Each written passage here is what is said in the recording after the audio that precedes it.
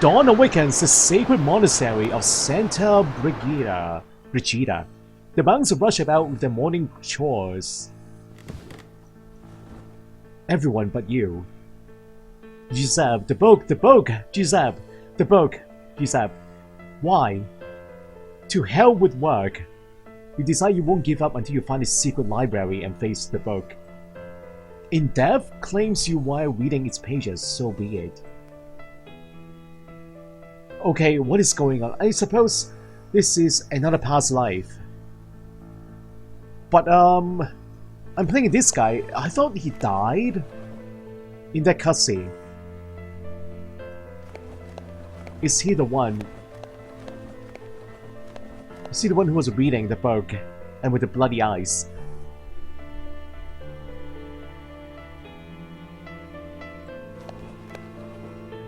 What is that on Giuseppe's desk? Oh, okay. So I'm not Giuseppe.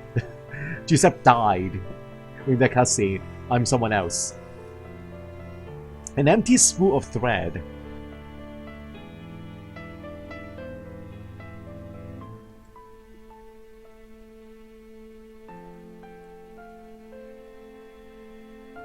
Anything else? There's an hotspot here, but I cannot examine that piece of paper. My own desk. You won't sit at your desk until you face Giuseppe's murderer, the book in the secret library. What kind of book is that? I guess those words murdered the poor guy.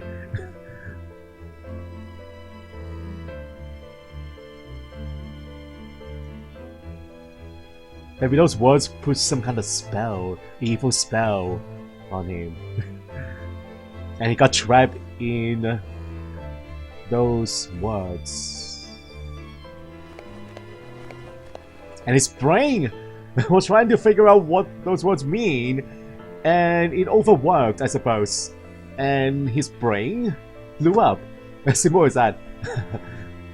It's a blindfold you wore last night to go to the secret library. You wore last night. A strange feeling overcomes you. You are suddenly terrified of touching it. You gather your courage, and upon touching it, as if spawned by the devil himself, the little man from your nightmares sneaks into your head. The little man.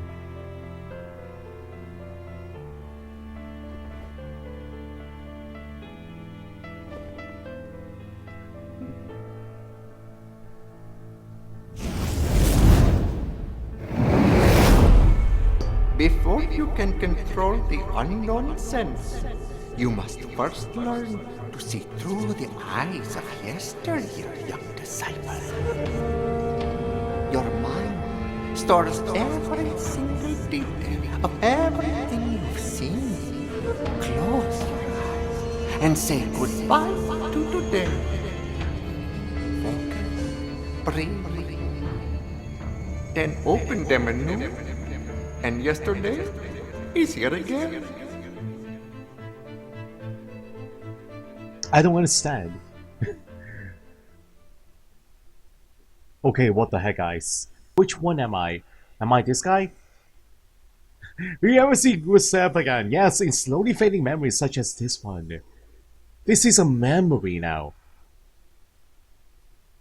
Yeah, this is the guy who died with the bloody eyes.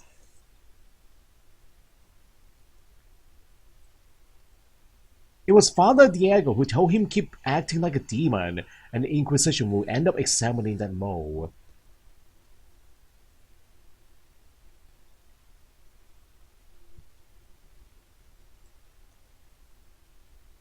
Anything else? Only the mole.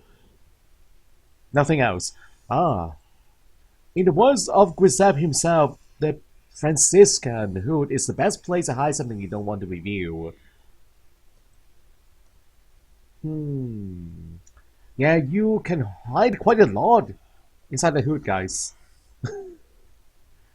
You can hide many things. I need to focus to remember every detail. I must be forgetting something. So that's me. Okay.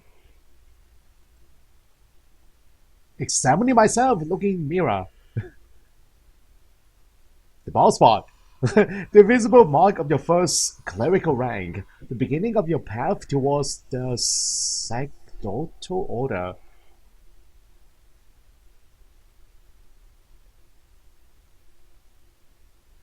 Beginning of your path towards the sacerdotal order. And according to the Franciscan rule, the hood must not be so large as to cover one's face. If you had to go out in this freezing weather, you'd be thankful this weren't the case.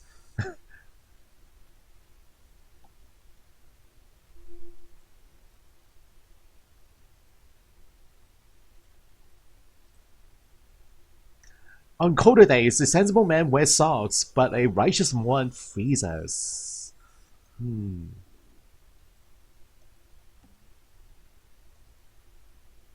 You wish Guinness had heard him when he asked to read the book before Grisab.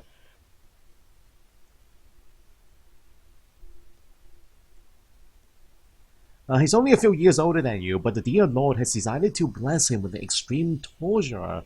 Tonsure? What is a tonsure?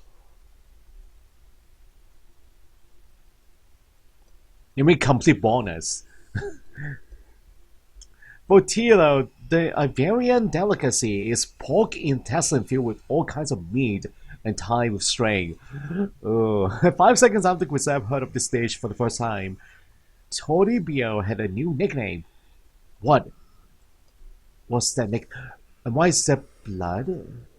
Wait, what happened here, guys? Why is there blood? Blood on his hands, what the heck? An impeccable robe, like everything else Toribio has. Bloody palms. Why? Okay, so I can actually talk to them now, even though this is the past. This is the memory. I can talk to them. Did he even try to help Grisab? No, the dirty rat. If you had a chance to completely honest with Toribio, what would you tell him? Respect, regret, or disgust? I will say regret. I feel like neither Giuseppe nor I have been just with you. For that, I apologize. I knew you would come to your senses as soon as that Italian devil lost his grip on you. Dead dogs don't bite. Okay, I regretted the choice now. Disgust. You disgust me. You're a clueless, tattletale, brown nose who doesn't understand what he copies. And it's not just the books. It's the rule of St. Francis and all of that meaningless nonsense you observants constantly repeat. I'd rather be a brown nose than end up covered in shit, Brother Iago. And that's exactly how you'll end up. Can you actually say that word? Even though you're wearing the robe, I don't think you can say that word. I respect you, in spite of it all. It's not easy to observe the rule of St. Francis these days. And why don't you observe it as well? Science, logic, and history bid me otherwise. Alright, that's enough. Don't like this guy. Okay, who is this? He doesn't speak, read or write. The perfect accomplice and confident. Wow. His disfigured face, what happened? And the eye, look at that. A blind eye or not. Grisab once mocked him from his side, thinking that we wouldn't see him. Ursus grabbed him by the throat, raised him in the air, and grunted that finally let him go. Grisab had the hangman's throat for months. Wow. Ursus lost his speech after the fire that caused those scars. You wonder that his throat, along with the mouth, have something to do with the abilities. Have something to do with the ability to emit sounds. Of course, it does. Yeah, even that hand is disfigured. He never goes anywhere without his rosary. You wonder what it means to him. Well, I'm sure it means a lot.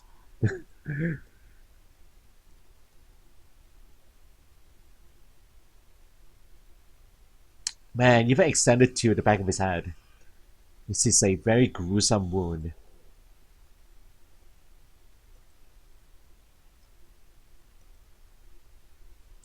If talking to Ursus in real life is often useless, imagine talking to him in memories. Am I right, my dear Ursus?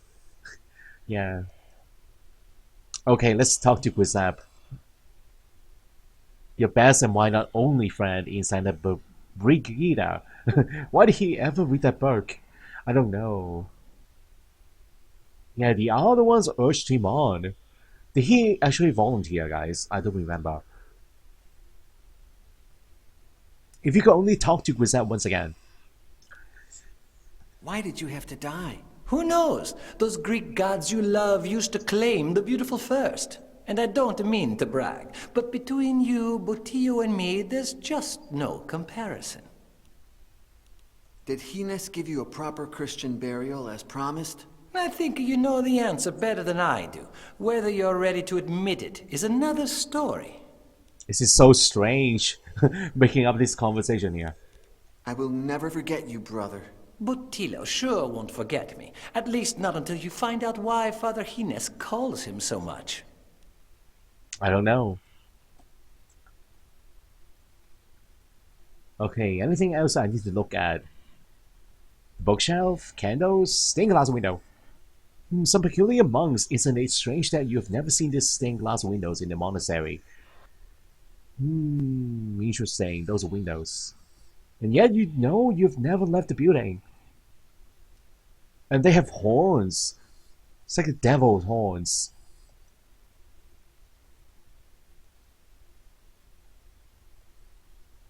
You wonder what that murderous book contains. What is Guinness searching for in these pages? I don't know. Guinness de Odunia, your teacher and tutor. I don't like his face, guys. There's something sinister going on with that face. Look at that grin. Oh, what is wrong with him? Dark rings under his eyes reveal his love of reading. Will you have them 100 year? Wait, what? Will you have them too in few years? Not 100. Look at his full head of hair.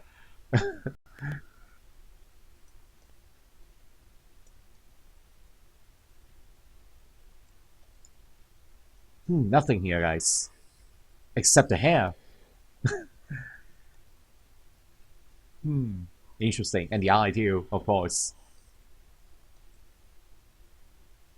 Had it not been for him, you would have been killed by the Inquisition 3 years ago. Wait. So that opening scene happened first. That was 3 years ago. Okay.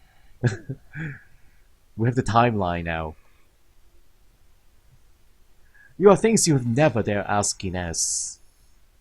When the Inquisition captured me, you found the dead body of my friend Alonzo, whose recently deceased corpse could pass as my own. Isn't that too much of a coincidence? I believe you have reached your own conclusion. But remember what I always tell you. Chance does not exist. It is Satan's hand. And sometimes it uses our own to achieve its goals. There are things you never dare ask Inez. You knew that Giuseppe would die upon reading the book, didn't you? All I had were suspicions, the same as you. There are things you never dare ask Inez again. You said you appreciate me for my talent with languages. What will happen the day I'm no longer useful? Have you ever seen me do someone harm? Don't fret. Although you are the devil's son, how could you ever cease to be useful? Oh, man. Okay, so looks like that is all. Can we leave the place, guys? I think we got them all. Okay. Whoa, when focusing on the back area of the library, you recall a faint melody. What? The choir. Hymns. The good news is that knowing that the chapel is near reduces the search area considerably. The bad news is that the area is still enormous. Can we go there now, the chapel? Let's go.